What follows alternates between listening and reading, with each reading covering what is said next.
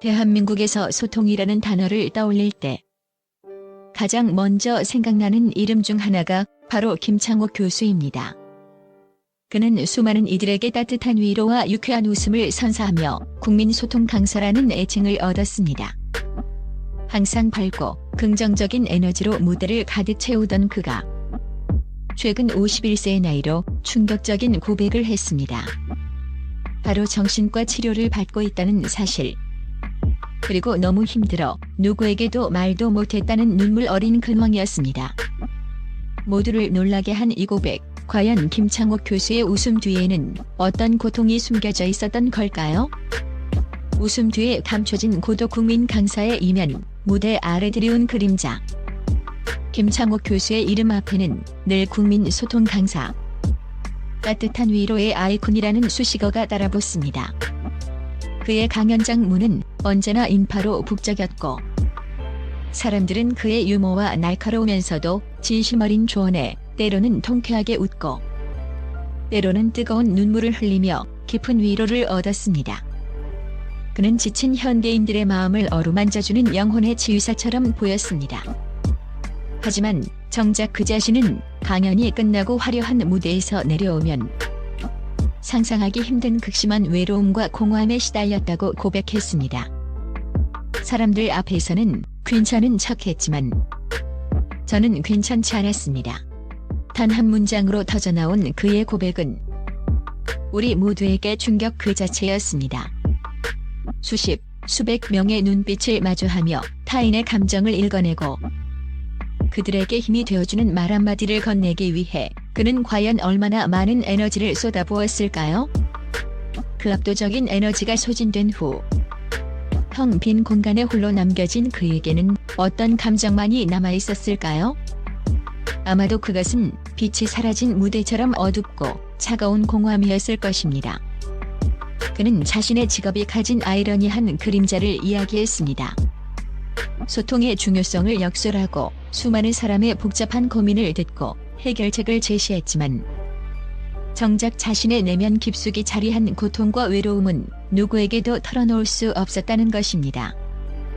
대중은 그를 김창옥 교수라는 틀 안에 가두고 언제나 밝고 긍정적이며 모든 문제에 답을 줄 수 있는 완벽한 존재로 기대했습니다. 그 거대한 기대와 이미지에 부응하기 위해 그는 자신의 아픔과 약한 모습을 숨기려 발버둥 쳤습니다. 너무 힘들었지만 누구에게도 힘들어하고 있다는 말을 할 수 없었습니다. 제가 약한 모습을 보이면 사람들이 실망할까 봐, 제가 가진 모든 것이 무너질까 봐 두려웠습니다. 그의 이 처절한 고백은 단순히 한 개인의 외로움을 넘어 강해야 한다는 사회적 압박 속에서 남몰래 고통받는 수많은 현대인의 공감을 불러일으키는 날카로운 외침이었습니다. 대중에게는 웃음 치료사였던 그가 정작 자신은 고독이라는 거대한 병마와 싸우고 있었던 것입니다. 벼랑 끝에서 내민 손정신과 치료의 시작. 고통은 점점 깊어졌습니다.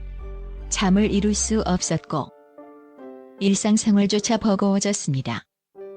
매일 아침 눈을 뜨는 것이 고통이었고 웃는 것이 연기가 되어가는 자신을 발견했습니다. 결국 그는 더 이상 혼자서는 버틸 수 없다는 것을 직감했습니다. 그리고 용기를 내어 정신과 문을 두드렸습니다. 정신과에 간다는 것이 너무 부끄러웠습니다. 마치 제가 큰 잘못을 저지른 사람 같았죠. 그의 솔직한 고백은 우리 사회가 정신건강 문제에 대해 여전히 가지고 있는 편견을 여실히 보여주었습니다. 하지만 그럼에도 불구하고 그는 치료를 선택했습니다. 병원에서 그는 자신의 감정을 솔직하게 이야기했고 전문의는 그의 이야기를 경청했습니다. 약물 치료와 상담 치료를 병행하며 그는 조금씩 자신의 내면을 들여다보고 고통의 근원을 찾아가기 시작했습니다. 그 과정은 결코 쉽지 않았습니다. 숨겨왔던 상처와 고통을 직면하는 것은 또 다른 고통을 수반했습니다.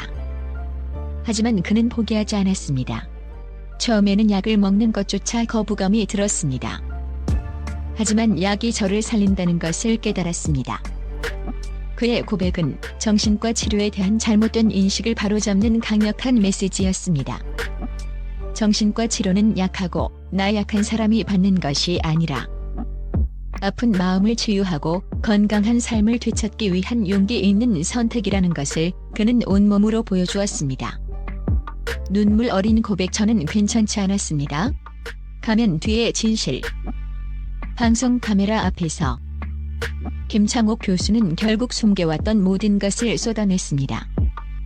그의 목소리는 담담했지만 그 속에는 오랜 시간 혼자 감당해온 고통의 무게가 고스란히 담겨 있었습니다. 51세에 그가 끝내 터뜨린 눈물은 단순한 슬픔의 표현이 아니었습니다. 그것은 수십 년간 짊어져온 괜찮은 척이라는 가면 뒤에 숨겨진 처절한 외로움과 싸워온 한 인간의 처절한 기록이었습니다. 카메라 앞에서 쏟아낸 그의 뜨거운 눈물은 그가 얼마나 오랜 시간 이 고통스러운 싸움을 홀로 감내해왔는지를 짐작하게 했습니다. 저는 괜찮은 척했지만 사실은 너무나 힘들었습니다. 이 한마디는 전국의 수많은 시청자들의 가슴에 비수처럼 박혔습니다.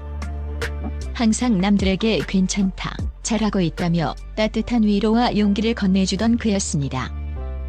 타인의 어깨를 두드려주고 무너진 마음을 일으켜 세우던 소통 전문가였습니다.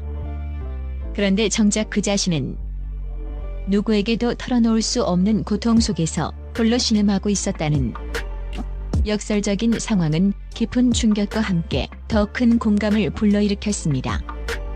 그의 고백은 우리 사회에 만연한 사회적 가면의 민낯을 드러냈습니다. 우리는 김창옥 교수처럼 완벽하고 강인해 보이는 사람도 내면으로는 깊은 상처와 아픔을 겪을 수 있다는 사실을 다시금 깨달았습니다. 항상 밝게 웃는다고 해서 혹은 남들에게 힘을 준다고 해서 그 사람이 결코 아프지 않은 것은 아니었습니다. 그의 눈물은 나만 힘든가? 나만 약한가? 라고 생각하며 고통을 홀로 사귀던 수많은 이들에게 당신은 혼자가 아니다. 라는 강력하고 따뜻한 위로의 메시지를 전했습니다. 김창옥 교수의 진심 어린 눈물은 단순한 슬픔의 표현을 넘어 숨겨진 고통을 수면 위로 끌어올리고 우리 사회가 정신건강 문제에 대해 보다 열린 마음으로 다가갈 수 있는 용기를 주는 계기가 되었습니다. 그의 고백은 사회적 가면을 쓰고 살아가는 현대인들에게 큰 울림을 주었습니다. 우리는 누구나 완벽해 보이려 노력하고 약한 모습을 숨기려 합니다. 하지만 김창옥 교수는 자신의 가장 취약한 부분을 드러냄으로써 오히려 진정한 용기와 강인함을 보여주었습니다. 그의 눈물은 개인적인 슬픔을 넘어 숨겨진 고통 속에서 홀로 힘들어하는 이들에게 당신은 혼자가 아니다. 라는 따뜻한 위로의 메시지였습니다. 김창옥의 새로운 소통, 진정한 공감의 시작. 이번 고백을 통해 김창옥 교수는 새로운 차원의 소통을 시작했습니다.